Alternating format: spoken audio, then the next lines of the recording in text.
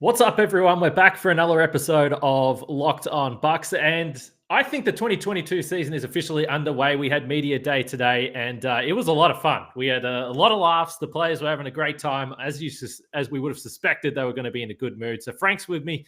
Let's get into it.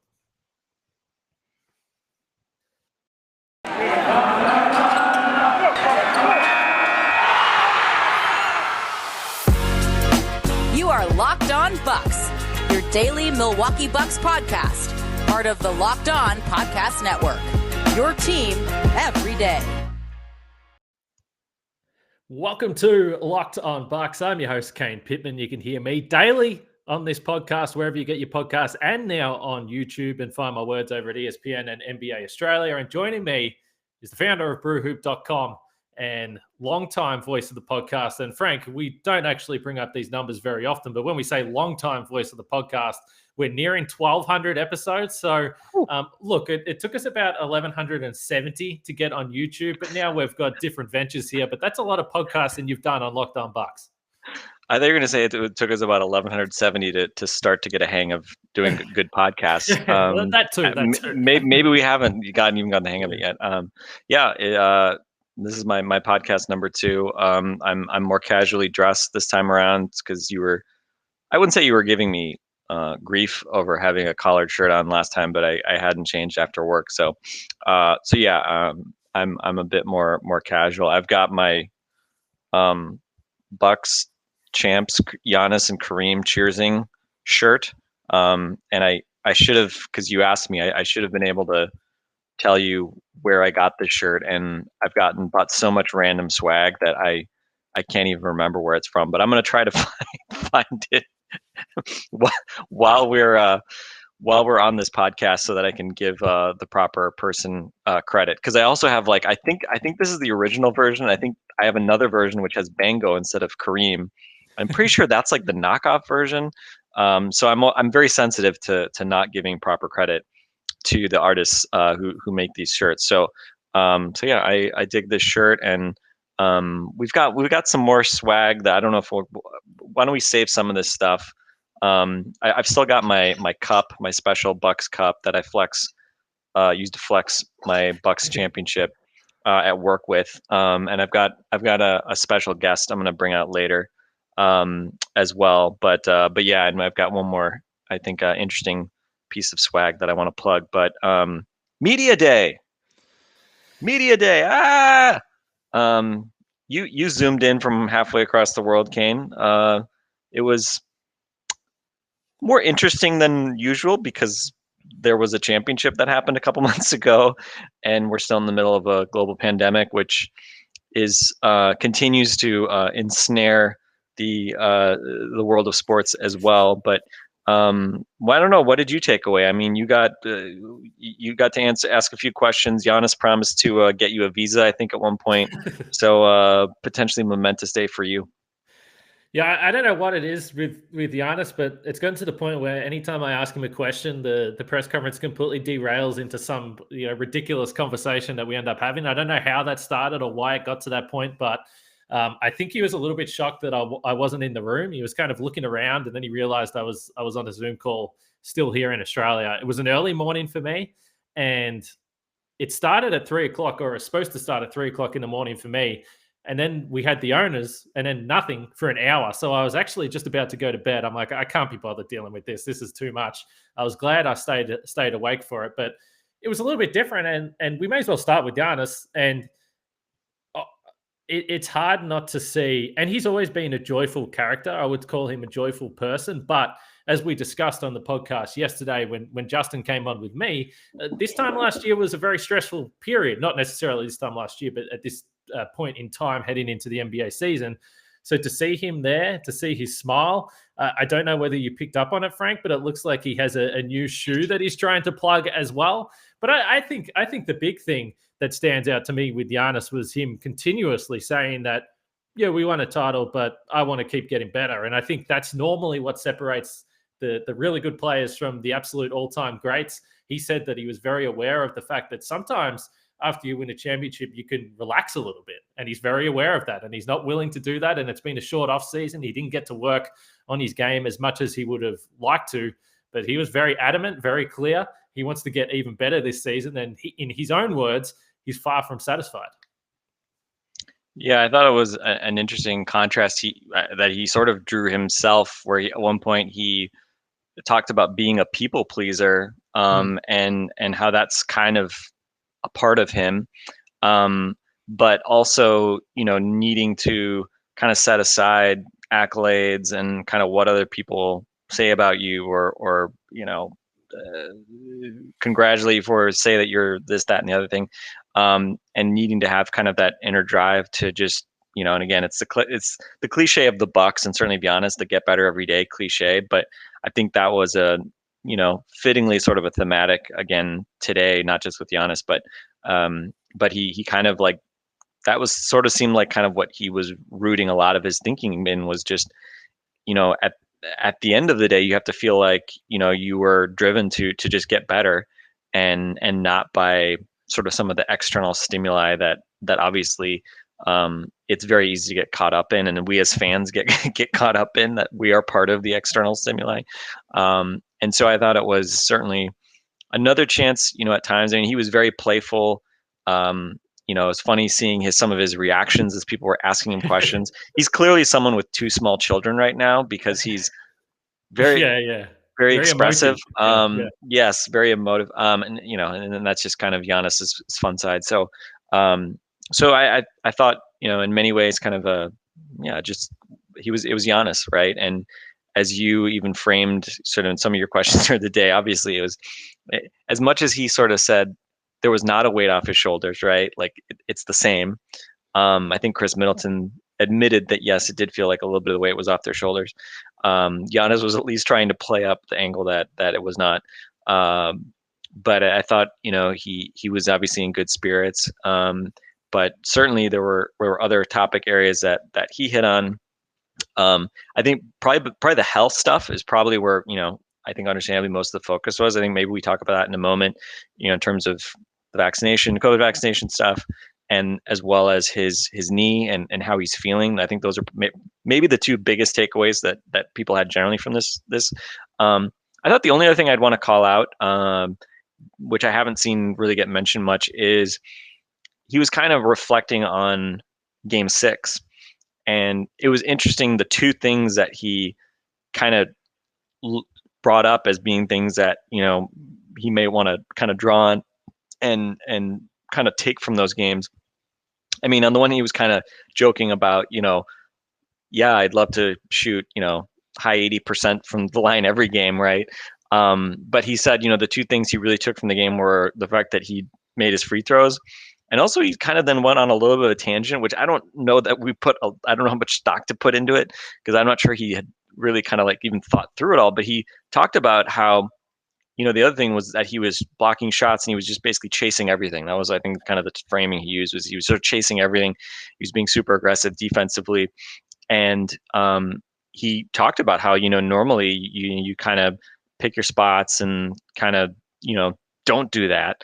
And it kind of devolved at the end of that question, where he said, he even went so far as to say, like, yeah, I feel like I should probably do more of that, and, I'll probably get more fouls for it, but, so it goes. So it kind of one of those funny things, it could be a throwaway line, and he may be exactly the same, or who knows, maybe, that is something that maybe he'll try to weave into his game more. And again, not that he's just always going to be hunting block shots or whatever all the time, but certainly, Giannis, the playmaking defensive player, has been something that has kind of waxed and waned at times. And certainly earlier in his career, when he had his real first all-star breakout season, he was close to 4 stocks per game. And then those numbers have come down a little bit. And part of that is just because people don't even try to shoot near him as much.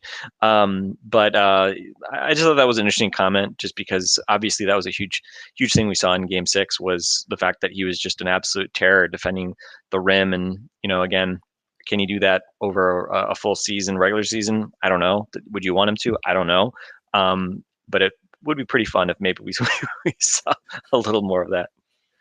So I wanted, because I actually found that really interesting as well because, and I'm trying to think the timing here, that was either just before or the injury stuff came just after, but I do think the two sort of tie in together. So I want to come to that in a second. I'll talk about Rock Auto first, our longtime sponsors of the podcast. With the ever-increasing numbers of makes and models, it's now impossible for your local chain auto parts store to stock all the parts you need. Why endure often pointless or seemingly intimidating questioning and then wait while the person behind the counter orders the parts on their computer, choosing the only brand their warehouse happens to carry? You have computers with access to rockauto.com at home and in your pocket, so don't waste your time. You can choose. Why would you choose to spend 30%, 50%, or even 100% more for the same parts from a chain store or car dealership? For example, we have the Honda Odyssey fuel pump, $350 from a chain store. You can get it for $216 at rockauto.com, which is a pretty nice saving there. It's a family business. They've been doing it for over 20 years.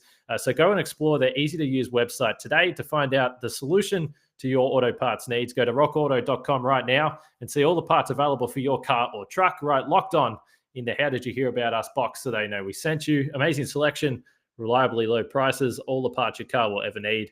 rockauto.com. All right, so as we come back here, Dudley was here, and now we have who is this, Frank? That's you've told me the name before. But... That is my 13-year-old paraplegic pug, Blanche. She rides around in a little wheelchair cart thing, so she's the opposite of a 13-week golden retriever puppy. She's also a much better podcast guest because she generally stays quiet and just wants to sleep. So Dudley is in his crate for the night, and I thought it'd be a much safer bet because now I feel like I have a obligation to show some house pets in every podcast. So that was Blanche. For those listening on the pod, you'll have to check out the YouTube. This is how I'm trying to incentivize people to check out the YouTube. But yes, you got another chance to see a dog. And by the way, I tried to put this on her more swag. I got this little like puppy bandana, old school Bango Bucks logo thing. And it came off her, but yeah, there's no shortage of things, and now she's barking. So apparently, I was wrong in suggesting that she would be a good podcast guest. Well, she knows what's up. We're doing a podcast. She's got some takes. She's just trying to get them out there. So, and I will say this is probably the best time of day for Blanche when Dudley gets in the crate and she knows that she's not going to be hassled and pushed around. So it's probably a good time for her. As far as the Giannis injury knee stuff, we'll get back to this now. You spoke about how Giannis was talking about flying around the floor and doing all this crazy stuff defensively. And quite honestly, I mean, I think we saw the way that he played, and he always plays with a level of aggression or a level of desperation, but it was certainly turned up in the NBA Finals. Is that realistic for 82 games? I don't think so. I mean, the man would just be completely exhausted halfway through the regular season. But the knee stuff, I think it is noteworthy, and particularly the fact that, and I don't know why this is the case. Maybe this has something to do with winning a championship. And he's like, hey, I can talk about it now. I had a sore knee. It actually is better for the story if I was sore and I was injured. I don't know, but he normally gives away nothing. He at least has said today that, look, the knee still does bother him on some days. Our friend Derek Name asked him whether he would be involved in 5-on-5 basketball in the first day of training camp, tomorrow being Tuesday. And he said, yeah, I could play 5-on-5 if I had to. And so I think similar to where we were at during the playoffs, he was cleared of anything structural. And Giannis and knee soreness or Giannis and knee tendinitis, whatever you want to call it, is not a new thing. This has been something that he's battled before in the past. And I don't know whether it's a similar soreness or a similar pain, or there's still some potentially lingering bone bruising that is there. I'm not so sure. But I think ultimately it ties into the theme, another theme of the day, which wasn't just with Giannis, it was with Drew and Chris. These guys are going to have to try and find a way to at least look after their bodies or try and take it easy, certainly through the first part of the regular season, because there's a lot of load. They'll probably be carrying some injuries, some niggles into the season potentially. They're going to look after themselves, Frank, and particularly Giannis. You know, I'm as much as I enjoy seeing it, I'm anti Giannis playing 35 minutes and flying around the floor and putting himself in harm's way on a Tuesday night playing against the Detroit Pistons. Well, that's not very fun of you to say, Kane, but it's bad for the podcast too. What am I doing? I do think it's an interesting question. I mean, how are they going to treat not just Giannis, but just, in general, the guys differently? Particularly Giannis Drew, Chris, who obviously played the most minutes last year. Do they play a similar minute load, but they just get more nights off? Do they actually ramp down their minutes during the regular season? I don't. I think it ended up being an advantage. I think the thesis behind playing them more minutes in the regular season, partly being, well, A, because you just had less depth, so you needed them more, but B, making it less of a stretch when they then had to play 40 plus minutes every night in the playoffs. To me, I think that was sort of proved itself out. I mean, obviously they won a championship, but I felt like a year ago in the 1920 season, like it just seemed like Giannis, if he had to play more than 8 minutes in a row, it just felt like he got gassed quicker. And you still see him visibly, get winded now. We saw it during the playoffs at times, but I thought in the playoffs, I mean, to me, it never seemed like it really was affecting his play. Like when he needed to be able to really, go at full speed, even if he was, maybe grabbing his shorts a little bit in between plays, things like that. It felt like he had that extra reserve. I mean, he had obviously a lot of monster second halves, monster fourth quarters. It never felt like, he couldn't finish a game at a really high level. So, so we'll see. I mean, we talk about kind of his history with knee pain. Historically, it used to be the right knee, and then the left knee is what he hurt in that game against the Lakers right before kind of the bubble break in early 2020. So the last two injuries have been to the left knee. Previously, he had this kind of lingering soreness for years, basically, in his right knee. And people may remember in August 2017, he was training with the Greek national team, and there became this big blow up because he reported feeling some pain. I think Suki Hobson, flew to China to work him out or something, just test it out basically.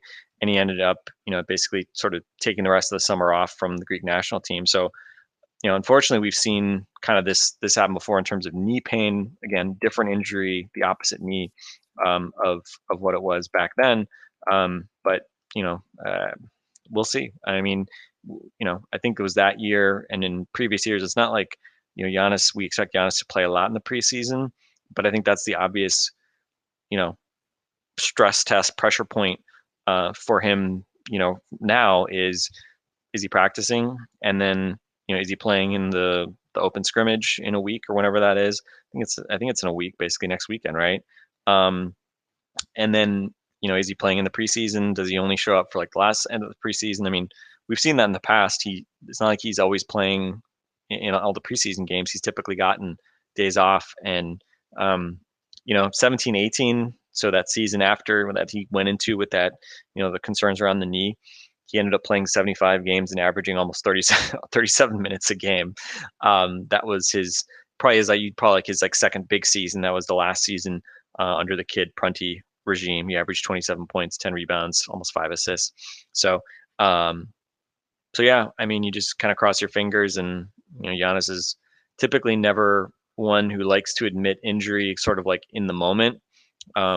So I think we were joking with Eric in our messages, the last few days about when that first sort of translated interview stuff came over from Greece, and he was admitting that he was in pain, and we said, all right, well, we all know he's going to say that he feels good, and is going to basically not give you anything really during media day, and maybe he gave on a little bit more than usual by admitting he may not practice tomorrow, but yeah, we'll see. We'll just see kind of as this days and the next couple of weeks sort of play out. Hopefully by the end of preseason, he's ramped up, and again, he's not a guy that needs to play a ton during preseason, right? We know what he can do, but you just want to obviously get into a condition where he's comfortable and ready to go for the regular season. So I'm not sure what else stood out to you, or if there's any particular players, but one conversation that I enjoyed, or one player session, I guess if you want to call it that, was Donte DiVincenzo and George Hill. The old pals back together. They were very, very close when George Hill was in Milwaukee a couple of seasons ago. So clearly they were happy to be back together and have a chance to go into another training camp with each other. And Donte DiVincenzo was someone I was fascinated to listen to speak. He basically said that he basically confirmed what we kind of already know. He's still a work in progress, and when it comes to returning to the floor, He didn't specifically give a date of when he's expected to come back. I know there's been some speculation, some loose reporting that maybe it'll be closer to Christmas, which is still a couple of months away. I know that he's not ready to scrimmage with the team. But I was really interested to hear his perspective on watching the team win the championship and how difficult it was, because I think it would be really easy if you're Donte DiVincenzo to sit there and say, no, it was great. I loved it. I was happy for everyone. It was fantastic. But he's a human. So if he had said that, I would have been a little bit skeptical that there wasn't some kind of a jealousy or disappointment. And he kind of admitted as much. He said it was tough when you're a competitor sitting on the sideline.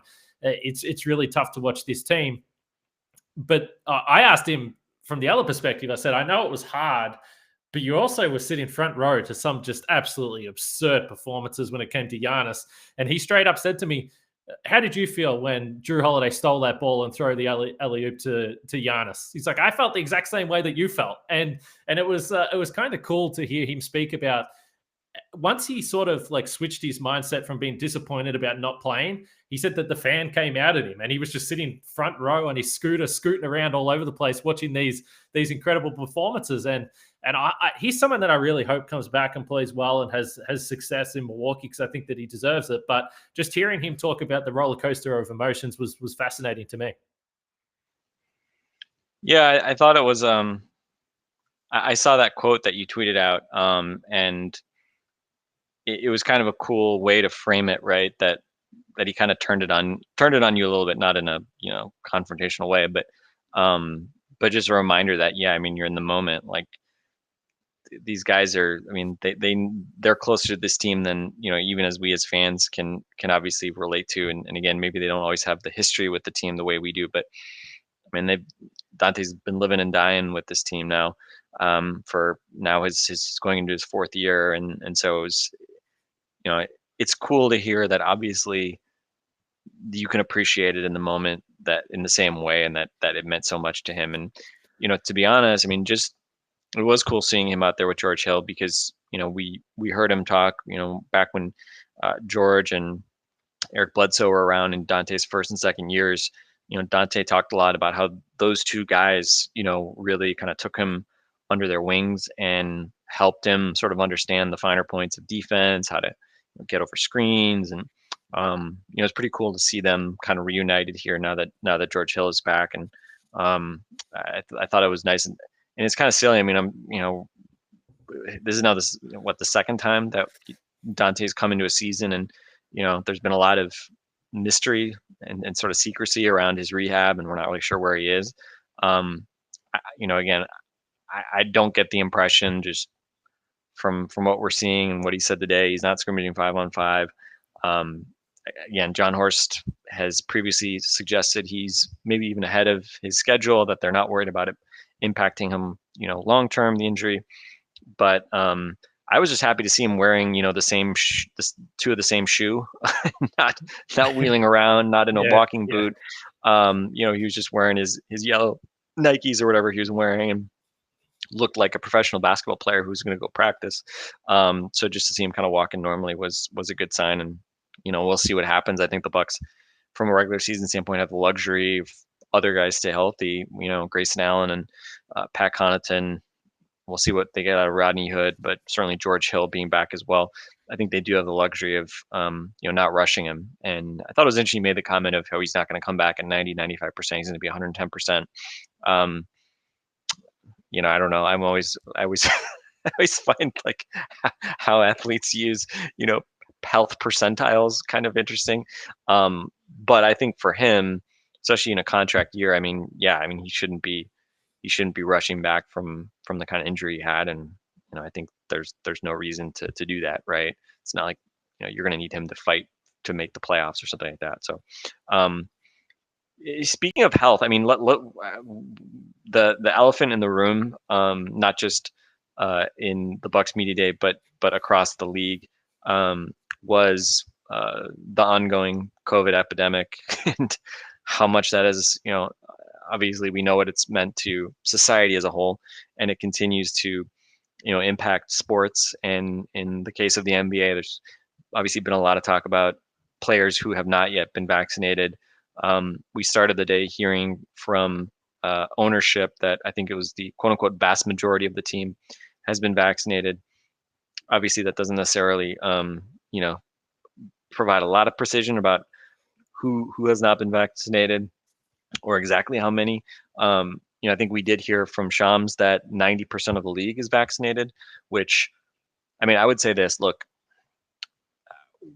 I think I'll say this, that as someone who, yes, believes in science, and there's obviously a strong incentive the way the NBA is framing its protocols to get vaccinated, and there's a strong reason for anybody, regardless of how healthy they may think they are, to get vaccinated for the sake of just generally protecting others.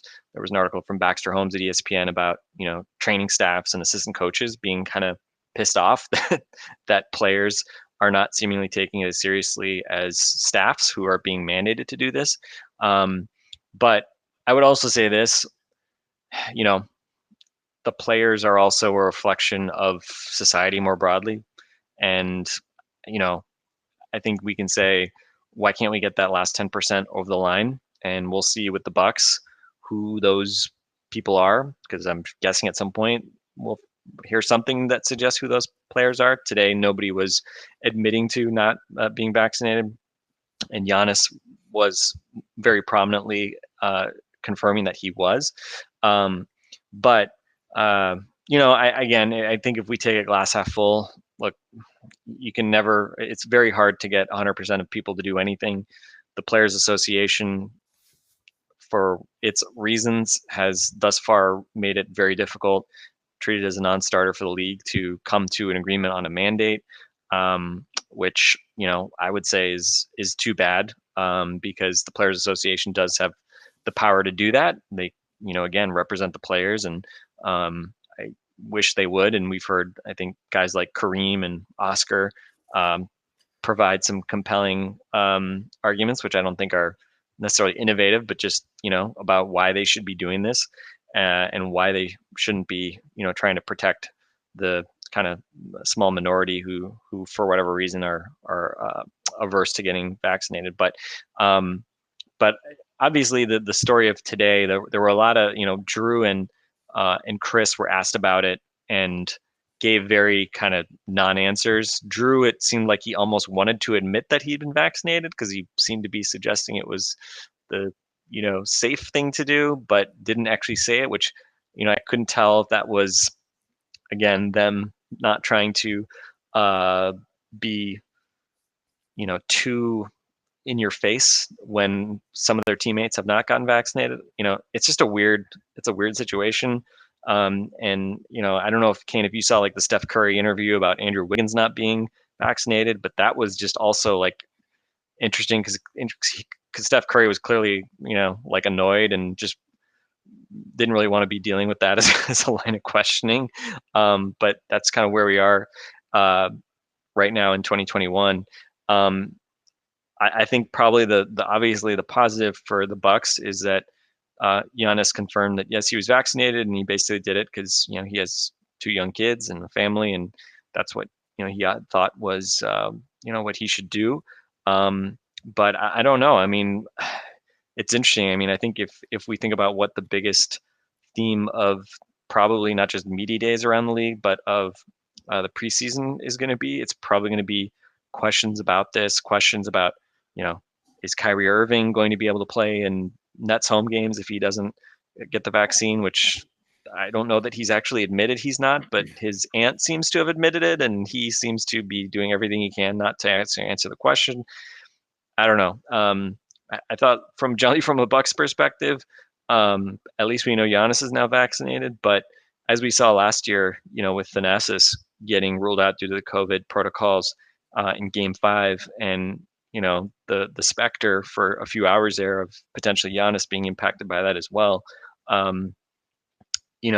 This could be the difference between playoff seeding. This could be the difference ultimately, maybe even in winning a playoff series or even a championship, whether or not guys are taking care of their business. And part of that obviously is doing whatever they can to put themselves in a position not to get infected with COVID. So I don't know if you had any general thoughts on it from sitting through all those hours of meetings. But I think again, the takeaway, I think, probably for Bucks fans, rightly, is that thank God Giannis is vaccinated. But again, I would hazard to say this is not going to be the last we hear of this for sure. Yeah, look, I didn't know what to expect coming into today. I mean, I obviously knew it was going to be a talking point. I think for obvious reasons, it was going to be more of a talking point at some other teams like Brooklyn and Golden State, as you already mentioned. But it's tough because this is obviously bigger than basketball, but we're going to really find out that this is going to impact teams and impact their ability to have their best players on the court. So I think if you just purely look at it from a basketball point of view, then yes, if you're a Bucks fan, the fact that Giannis said that, is a good thing, and it's more than basketball. It's good for his health, good for his family. But him coming out and admitting that he was the one guy, as you pointed to, that did so, and shout out to Steve McGargy, Big Balls McGargy, just did not hold back. He was just straight up. Are you vaccinated? And Giannis pulled one of those funny faces that he did throughout the day. But yeah, let's just say I don't think this story is going away anytime soon. So we're going to hear a lot more about it. Before we wrap this up, I want to ask you about if there was anything else that stood out to you, any players. Grayson Allen, I thought, was a little bit entertaining the way he was discussing prior college incidents and Wisconsin fans that maybe don't like him as well. Before we do that, I want to talk about Sleeper, which I've said before. Sleeper is making me pretty intrigued in fantasy basketball, I got to tell you, because in 2018, the fantasy sports experts at Sleeper realized that fantasy basketball was broken. Games were being won and lost based on whose players had scheduled more games scheduled for that week. It made no sense and required very little strategy. So in 2020, Sleeper released a brand new way of playing basketball. It's called Game Picks. Game Pick, and it's only available on the Sleeper app. So basically, with Game Pick, the days of losing because your opponent's players simply had more scheduled games to play in that week are over. The days of mindless daily busy work are over, and the days of giving up halfway through the season because of all the work you have to do on a daily basis, which is basically me, they're also over. So they could even attract me. So if you want to find out more about Sleeper, just download the app and check out Game Picks. And if you're into sports gambling, and I know a lot of our listeners will be, you should be heading across to betonline.ag because all eyes are on the gridiron as teams are back to start another football season. As always, BetOnline is your number one spot for all the pro and college football action with a new updated site and interface and even more odds, props, and contests. BetOnline.ag continues to be the number one source for everything football. Head to the website and use your mobile device to sign up today to receive your 100% welcome bonus. That's double your initial deposit just for signing up. Don't forget to use the promo code NFL100. BetOnline is the fastest and easiest way to bet on all your favorite sports. That's BetOnline, your online sportsbook experts. So, Frank, what else have you got for me? Did anything else stand out? I know I mentioned Grayson Allen. I thought that was, as a complete neutral who has no attachment to Wisconsin college sports, I found it just very entertaining that he had to, and you probably knew it was coming, and it was our good friend Ben Steele, who covers Marquette, who was primarily the one peppering him with the questions about Wisconsin fans and his time at Duke. But did anything else stand out to you today? That was the other thing I did have that written down because I thought it was interesting that, I mean, I was kind of impressed that he was willing to kind of entertain it as much as he did. Like, he actually talked for a little bit about, like, I mean, I'm sure if you're Grayson Allen, like, how much are you sick of having to answer questions about, the tripping incidents that he had in particular in college. We kind of threw it back at him, didn't he? Like, when he got asked the question, he said, so the question was, are you sick of talking about these college incidents? Or do you think it's fair, right? Like, didn't he say, like, do you think it's fair that people still ask you about this, right? And so he was like, well, I don't know, you asked the question, do you think it's fair? Exactly. But he actually gave, I mean, he said, hey, this is 5-6 years ago or whatever it was that this happened. And it was actually, he even said, like, that was probably the biggest or one of the top 5, stories in college basketball or whatever. And I was just like, man, you're, not shying away from sort of how big of a deal it was. So I thought it was interesting that he did kind of talk through it as much as he did, because I'm sure he's, he's obviously been, now this is his third NBA team. I'm sure he's gotten used to having to talk about it, especially when he lands in a new place. So I thought that I did think that was a kind of interesting kind of discussion thing. but yeah, I mean, I think otherwise, you know, Semi Ojeleye and Pat Connaughton got the solo, had some solo time. I saw both of those.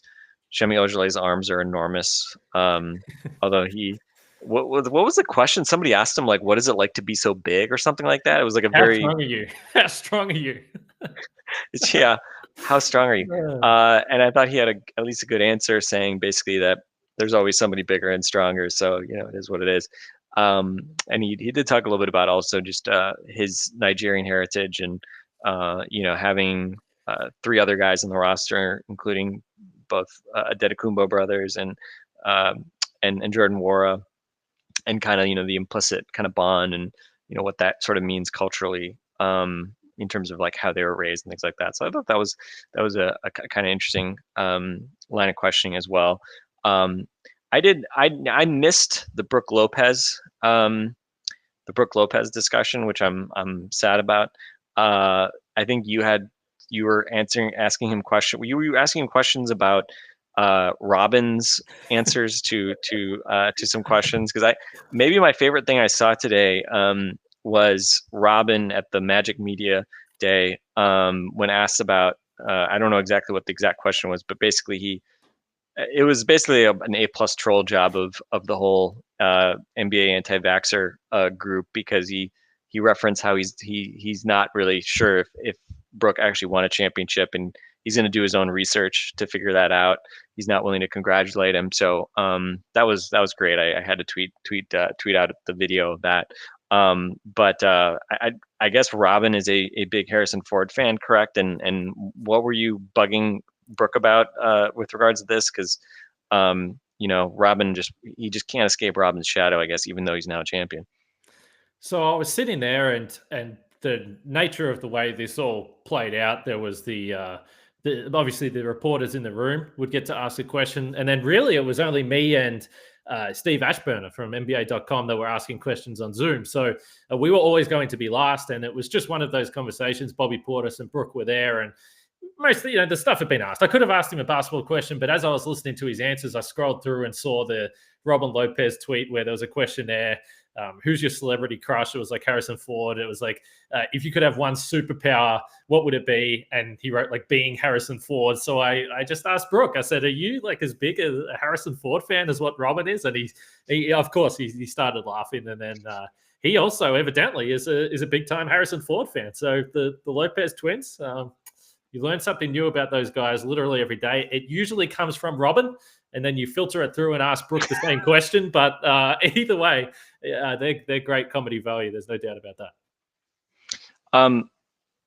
If nothing else, you and Justin talked about the waiver wire activity the last couple of days. I figured I would offer my kind of 2 cents on that.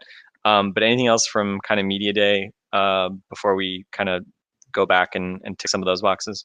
No, let's do it. Let's get into it. So for those that missed yesterday's show, Mamadi Diakite and Elijah Bryant on the way out. Frank, I'm sorry to say, I know you had high hopes for Elijah Bryant this season, but Diakite went to the waiver wire, picked up by the Oklahoma City Thunder. So take it away. Well, first off, before we do that, you get to do the ad reads, and I'm gonna do the swag reads, I guess, in this case. I tweeted this out, but Alan Witkowski, who I have mentioned on Twitter a few times, can you guys see this? Okay, hopefully. He went through this incredible stretch of doing game day posters for basically every game for, I don't know, it was 2 years or year and a half, something like that. But they're mostly, you know, references to movies and sort of takeoffs of that. Like here you see Deer Park. This is the South Park related one. But they're just really well done, and it's just remarkable, like how how many of these he's done, that he just, you know, just blasts these out for every freaking game. I mean, it's really awesome, and there's just a lot of really cool ones in here. Speaking of Star Wars, here a new buck, dual sunsets there for all the Star Wars fans out there. But just really cool Buck Brothers, you know, there you go. by the way. I always struggle to Yeah, I know which way adjust to myself. go. Yeah, I know. Yeah. But yeah, just a really, really cool kind of thing. And this to me is like kind of the ultimate kind of like coffee table book, because they're just cool pictures. You know, you could literally anybody could just walk into your house and say, what the heck is that? Kill Bill reference. I'm a huge Kill Bill fan. So this is from the first round against Miami. And I'm a big John Wick fan. So you get both Kill Bill and John Wick references within a couple pages here.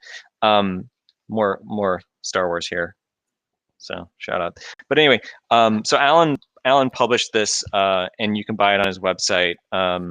If you Google, I think it's AJW3 at .bigcartel.com, or you can check out his Twitter page. It is Alan J. Witkowski on Twitter, and if you're from Wisconsin, you know you can figure out how to spell Witkowski. It's phonetic. But yeah, this is just a really cool kind of keepsake for me that I've been following Alan on Twitter for a while, and just it's just cool seeing when games would come up. It's like, okay, what's his latest artwork? This being kind of the final one there, the championship one. So that's pretty cool. But anyway, so shout out to Alan for that. On the topic of the waiver wire stuff. I mean, you mentioned that my thesis early in the offseason had been that they'll get to 14 guys on the roster.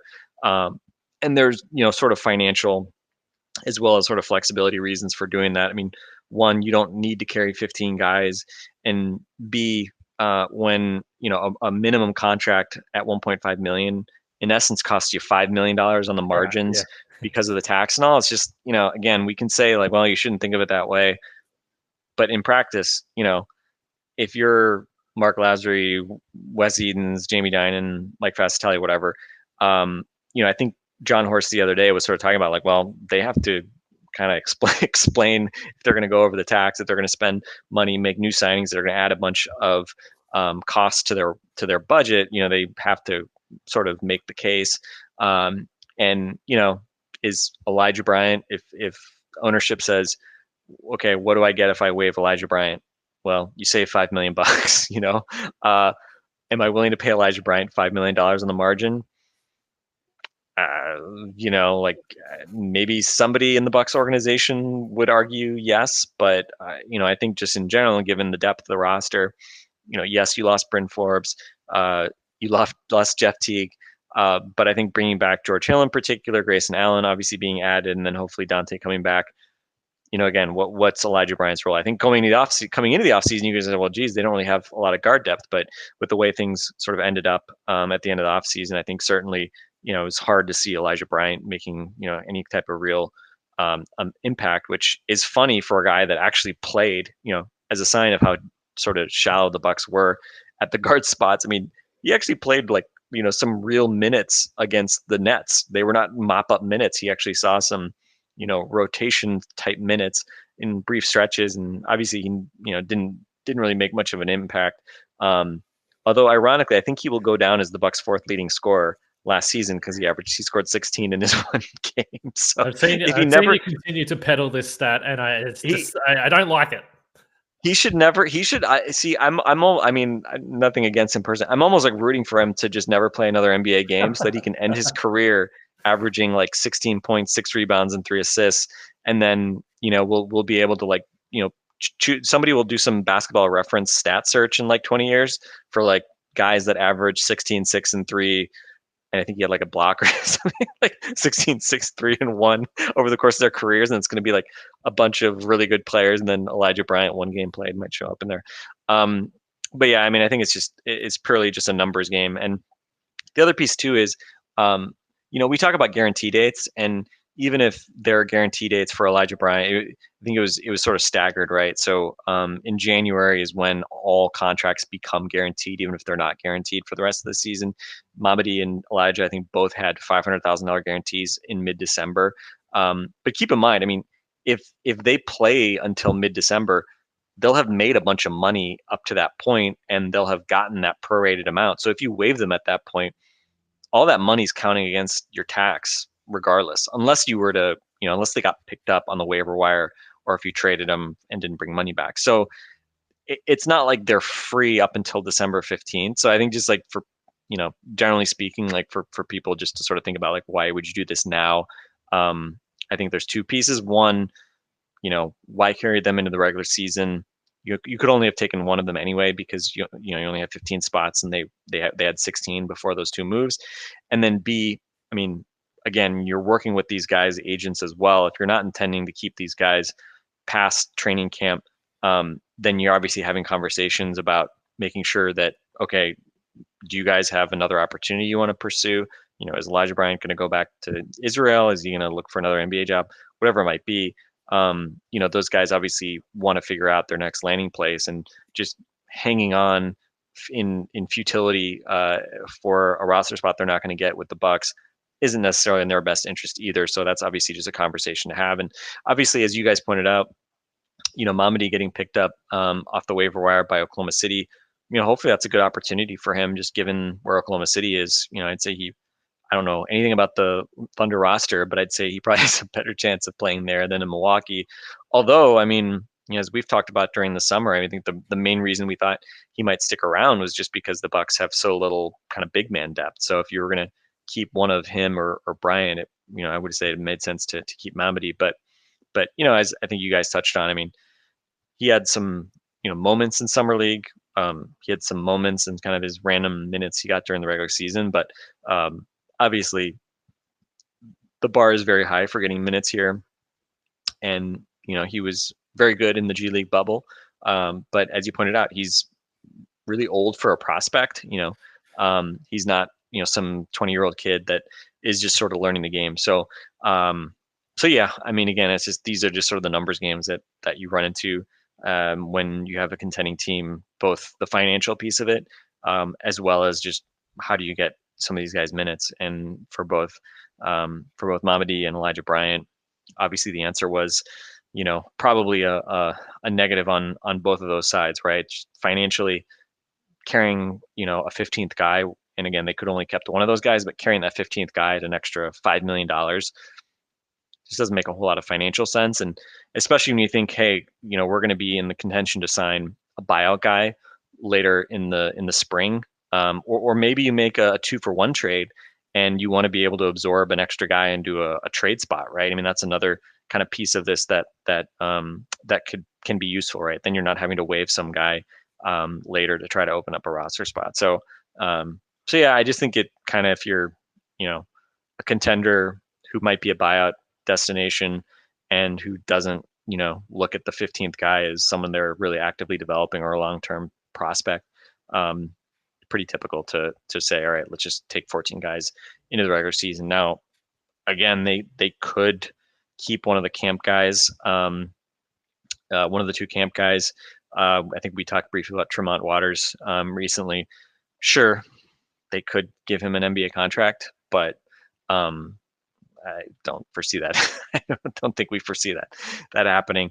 More likely, again, camp bodies, and then go into the regular season with 14 guys, and then see what happens. Trades, buyout season, whatever it might be. And obviously, as we've talked about, the roster could look different. Certainly, John Horst has never started the season with the same roster that he finished it. So I think the one thing we can bet on is that they'll make some move during the regular season, and maybe it's a bigger move involving rotation guys, or maybe it's just something around the margins to add of that. But again, just never assume that things are static. Yeah, and John Horst, the quote from John Horst today, he actually said as much. He said, look, we think we've got a better roster. We think we've got the pieces that we want and filled the gaps that we thought that we needed to.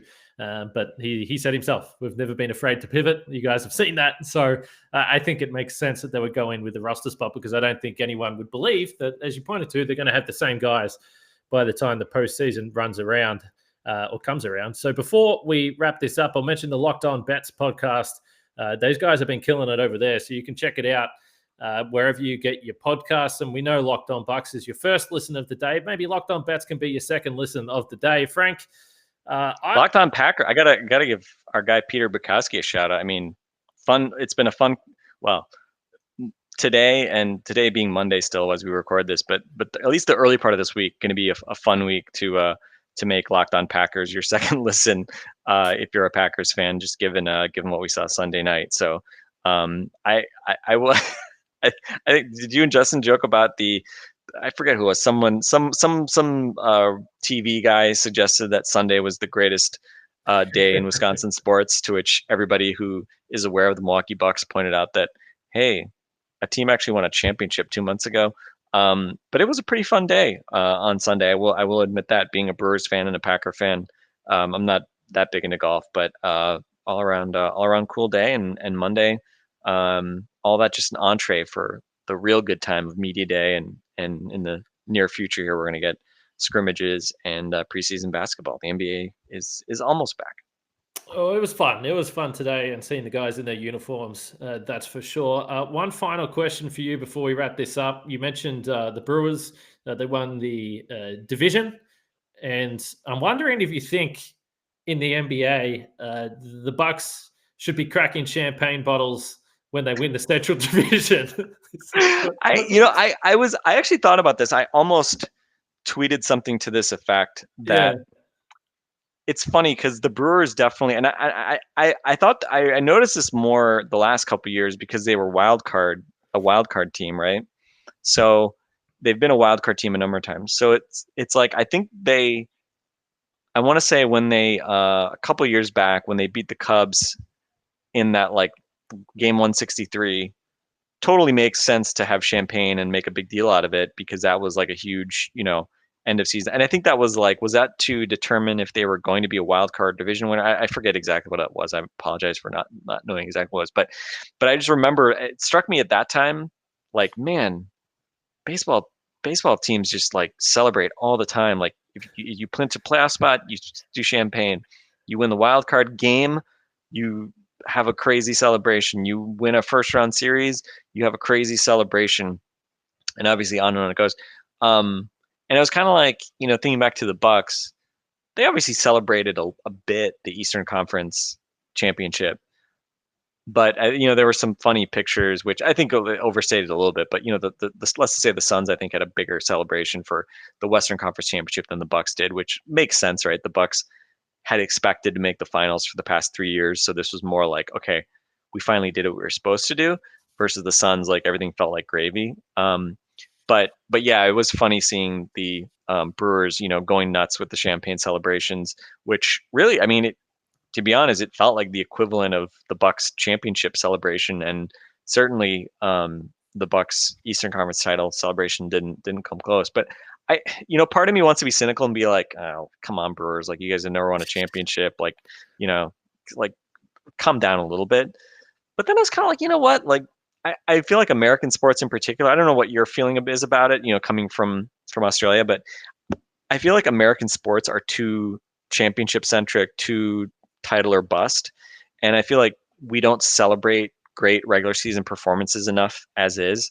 I think I don't know how you could ever replicate this, but I think it's great that in Europe, you play a league season in soccer, you're the best team through the regular season, and you are the league champions. And then yes, there's Champions League, and there's UEFA Cup, depending on which one of those you might get into, and then there's the cup tournaments in each country, which have more of that kind of playoff type thing, but they're during the they're kind of concurrent to the regular season. I think that's a lot of fun. I think it doesn't give the finality that we have in the US and other places. Like it seems like you guys with the grand finale, you can educate me on that in a moment, but I think you guys, maybe it hews a little more closely to American sports in that regard.